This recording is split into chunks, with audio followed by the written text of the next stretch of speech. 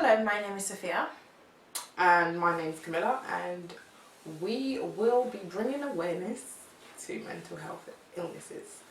As the focus of Mental Health Awareness Week this year was relationships, we thought that it would be the perfect time to do this video, just to give an insight into what it's like to truly be friends with someone with a mental illness. We'll be focusing on this short segment, we'll try to keep it as short as possible, on the impacts and the benefits and, you know, the not so great parts on both sides of the relationship. Yeah. I mean, I had a lot of reservations in regards to doing this video, as I do suffer from anxiety as well as an emotionally unstable personality disorder. My mental health team as well as my counselling group advised me against doing this, as they thought it might be a very bad idea, and I'm very much aware of the risks that I might be putting myself in by doing this video. But I do feel that if I could do this and reach at least one person and, you know, just let them know that they're not alone in this, then it would have been worth it. So some quick facts. I'm not a psychiatrist, so I'm not going to give you the lowdown and it's gospel, because it's not. I'm just going to give you some quick facts on emotionally unstable personality disorder, which in most published books you'll probably see it as borderline personality disorder. It's characterized by unstable moods, behaviors and relationships. There is a few more. If I went into detail, we'll go into detail about different types of mental illness on a later date. Yeah. But the causes, in regards to causes of emotionally unstable personality disorder, there is nothing out there that, you know, is published or documented. What scientists do agree on is that it is definitely that genetics and the environment plays a role. They both play a role in the development of BPD, borderline personality disorder. Yeah. Just to talk about our friendship, I mean, we became friends like around 10 years ago, and we was actually introduced by a mutual friend of ours who sadly isn't here anymore. May her soul rest in peace. And I mean, from the day we met, we literally just clicked. Like, I mean, we have the same kind of cultural background, so I guess that played a role in it as well. And and like, I mean, we've been through a lot. It's been a tumultuous 10 years, to say the least. I mean, sometimes, you know, I thought, where do I meet my friends from? Because she's not, obviously, you know, using the word loosely, crazy. But yeah, it has been. It's been a rough ride. Let's say that, yeah. But through it all, she has stuck by me. I mean, we've been through some ridiculous situations, things that you watch on TV, things that you don't even think happen in real life. Like, and she's been there. Wait, please. You know, you told me, she told me once that her life is like a movie. She always said, my life's like a movie, Camilla, you don't understand. So you'd watch it and she'd be like, that's like my life. So one day she's like, my life's like this movie. What's the movie called? It's this, I can't remember the name offhand, but it's a Jim Carrey movie where his entire life is filmed. If you know this movie, comment below, please. Because we can't remember the name right now. But if you do know, or if you think you know, comment below. And then once we find out, we'll let you know if you're right or you're wrong. You may just win something. I'm lying. Exactly lying. We have nothing. We got nothing but some info on mental health awareness. Because we've lived it. Yeah, we have lived it. And so she's always said her life is like that. And little did I know, it was a roller coaster, and we've been through like life-changing events. Life-changing events where, you know, people that suffer with mental health illnesses probably ain't made it through. They probably haven't made it through, which is sad. And I think reasons as well that, you know, adds factors in that is that mental health, there's a big stigma on mental health. Although, you know, we have awarenesses like this week, people talk about it here and there. But it's still a stigma. It's still a stigma. In fact, when I mentioned this in my group, that was the main concern, is the stigma around mental health and the backlash I probably receive in doing this video and the effect it might have on the journey I'm taking in regards to, you know, getting help with my mental illness.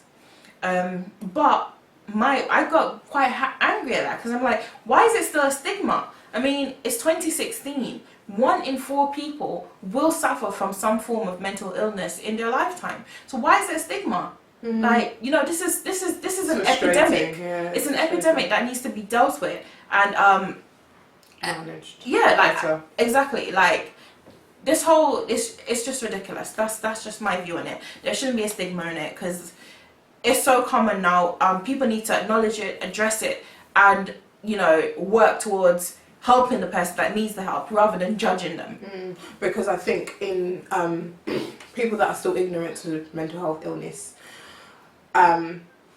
they can make you feel.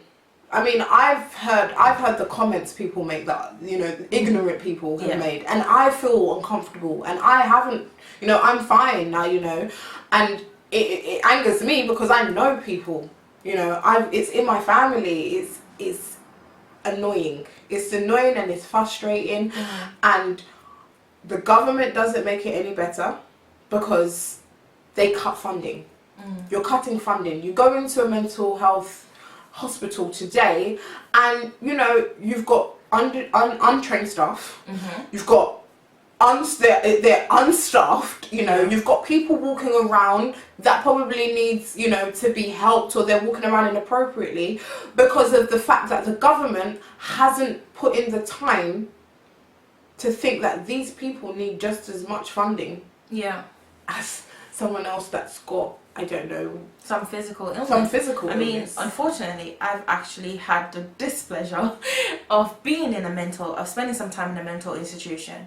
And I did find that, I mean, I put her there. Yeah, she did. She put me there. I was very angry with her. The thing is, I went through a rough time. And I literally was trying to push away everyone and completely isolate myself. I mean, I used to have friends, and they all kind of drifted away, except for this one, who would refuse to let go. As much as I was trying to, like, just get her away and get everyone away, she wasn't going anywhere. I'm your friend for life. And I mean, over that 6 months, I went through some really dark, you know, phases. And to be honest, like, at a point when she actually decided to, you know, okay, this girl, I haven't heard from her, I can't get through to her, no one can get through to her, her work's calling me, she hasn't been to work in how many months, blah, blah, I'm going to call the police. When she did that, I was very angry. I'm thinking, you're supposed to be my friend. You just called the police on me. They've kicked down my door and taken me to a mental institution. I was very angry. But now, looking back at that, I realised what she actually did. Like, she actually saved my life, because I was digging myself deeper and deeper into this hole where, you know, every day it was a struggle. Every day it was like, you know, I don't want to be here anymore. And it was coming to that end where, like, all my images and everything was of me slitting my wrist in the bathtub. And it was at that point where she actually called the police, and they came and they took me there. And, you know, as I said, like, I was angry at the time, but now I realised the effect of what she did, and I really do appreciate it, because if it wasn't for her, I wouldn't be here right now. But back to, you know, I think, on my side of that, if I could just, go on. On the other side of things, so even that, hearing that, it still makes me choke up now, because being okay, I don't know the correct terms. I don't like to use the word being normal, because to me she's normal. She's my friend. To other people she might not be normal, but to me she's normal. I tell her my secrets. I tell her everything. She knows things that probably people that consider to be my closest friends probably don't even know. So to hear the things that she had to go through, it hurts. But there was times that I used to get so annoyed with her because I just wanted her to be normal, just interact with me, just be my friend again, just what we was when we first started off. But it was difficult for her, and I had to, a lot of the times, put my feelings aside and put hers at the forefront because she had a bigger battle to deal with. And the fact, when I did call the police, I'm very proud of you for saying this, because I didn't think she would mention this on camera. But yeah, I didn't think I would either. But it's comfortable because I think this story, you know, you never know where you're going to be. Yeah. But yeah, when I did call the police, it didn't even cross my mind about her being upset. I didn't care. Not that I didn't care, it was just, I need to make sure you're okay. That's your well-being, your safety is at my first part. That's at the top of the list. Now, how you feel about me doing so, that will come after, because right now we need to address the issue at hand, and that was her safety. So when I called the police, they said to me, I didn't know, I was just thinking when I called the police, because this is what I see them do on telly, so I'm gonna call the police. So when I called them and I said something's wrong with my friend, they said, what would you like to do? Would you like to do a missing person report or a well-being check? So for anyone that don't know that, and if you do feel like that you're scared because this situation, the same with what we've been through, to let you know, the police, you can actually do a missing persons report or you can do a well-being check, and the police will do either of those things. So when I did that, that was her safety. Now, when she told me that she was in her house, I was like, and she said the police had knocked her door, and she felt like not to open it. I knew something was wrong. I was like, the police come to your door, and they're calling to see if you're okay. You can hear them at the door, but you choose not to answer. Something's wrong, clearly. And we had an issue with even the nurse.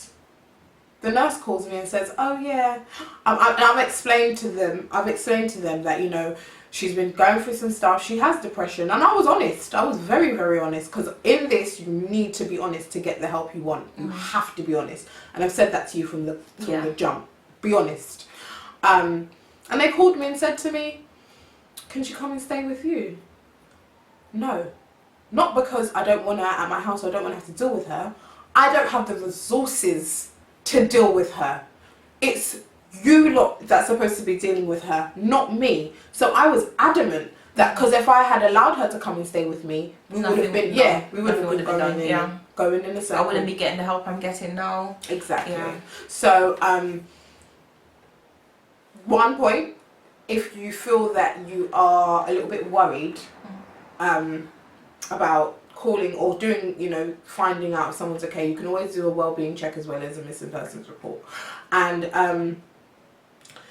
don't think. I think that's a good one to say.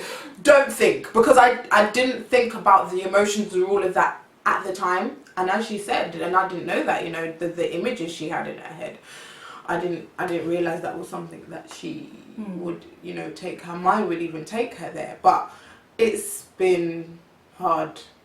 It's been hard, and we've been through a major wake-up call. Yeah. No, and we're still dealing with that wake-up call. And I think it was after that incident. I mean, I spent my entire life, I was diagnosed with depression at 18. At that time, didn't believe in it, didn't want nothing to do with it. And then, so, you know, it just got worse and worse and worse until I literally hit rock bottom, and I lost the most precious thing to me. And that impacted not just me, but her as well, and her family, because they were so integrated in my life. And, you know, it wasn't until that had happened that I realized, okay, there's something definitely wrong with me, and I need to get help. And that's when I was officially diagnosed with, you know, the emotionally unstable personality disorder, and I actually started getting help. I started with one-to-one counselling. I'm now doing group, and what's that, group therapy? It's a journey, yeah. Group therapy, yeah. So that's group therapy, which is kind of one of the best. Yeah, for people with personality disorder. Yeah, form of treatment. Yeah. That's the word. We get it out. We got there in the end. Yeah. Form of treatment for people with emotionally unstable personality disorder. Yeah. I mean, Our message to you today, yeah, basically, is talk. Yeah, and you're not alone. Just remember that you are not alone. You're not the only person that is going through this. I know it might feel lonely and you might feel like no one understands, but trust me, there is someone out there who do.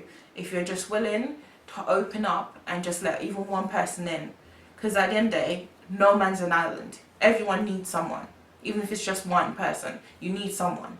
Definitely. And if you're a friend that has a friend suffering from mental illness, just sometimes give that random call. Even if you think, oh, I haven't spoken to this person forever, they don't call me. Be the one to pick up the phone, you know, put pride aside, put all of that aside. I've bared myself to her and let her know, listen, don't think this whole, oh, you don't call me, I'm not going to call you, and because you can't go into it like that. You can't think of it like that because you don't know what that person might be going through. And if you're fine and you're getting on with your everyday to day, that one phone call that you make to just be like you're okay, you never know what you've intervened in. You never know what that person was about to do. So just remember that even though that person doesn't put out the effort because of maybe how they're feeling or what they're going through, you being there is huge. Yeah. Very huge. And subscribe to our channel. Yep, subscribe, like, comment, let us know, you know, like, what you think of us doing this, and we just want to hear your thoughts. Yeah, and if you want a particular area us to cover, we're more than willing to cover it. Or get the knowledge beforehand. And we'll cover those areas. But the main thing is bringing awareness to mental and illnesses. Trying to kill the stigma. Kill the stigma. Yeah. Hashtag kill the stigma on mental illness. And hashtag you're not alone. Yeah. That's our, like, if you follow us on Twitter, we will be setting up an Instagram and Facebook as well. So if you follow us on that, you know, tell us what you think.